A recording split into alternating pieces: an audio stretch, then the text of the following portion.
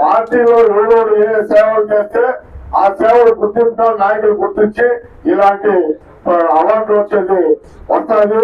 మేము కూడా 83 నుంచి పార్టీలో మాకు ఓట్లేదు. ఆ రోజు నుంచి కూడా మేము ఉన్నాము. నేను కూడా 8 మంది పార్టీ అధ్యక్షులతో కూడా 22 సంవత్సరాలు కార్యాలయ కార్యదర్శిగా పనిచేస్తా ఉన్నాను. ఎందుకు మళ్ళా తిరిగి నాకు ఇచ్చినారంటే వాళ్ళు ఎవరు దాని గురించి నేను ఆధారపడలేదు. నేను కూడా గ్రంథాలయ సంస్థ చైర్మన్ అడిగినాను. 2 సార్లు గత ప్రభుత్వంలో ఉండేటప్పుడు కూడా అడిగినాను. అప్పుడు ఇవ్వలేదు, ఇప్పుడు ఇవ్వలేదు. నేనే నిరుత్సాహపడలేదు. మన ఎమ్మెల్యే గారు ప్రోత్సాహంతో నేను బాధపడుతూ నీకు గుర్తింపు వస్తానని చెప్పారు. కాబట్టి మన నైతిగా మనం వెంటనేది పార్టీలో క్రమశిక్షణ దొరికితేనే మనకు గుర్తింపు వస్తుంది. ఇది వచ్చింది మా మీతో రాలేదని బాధపడాల్సిన అవసరం లేదు.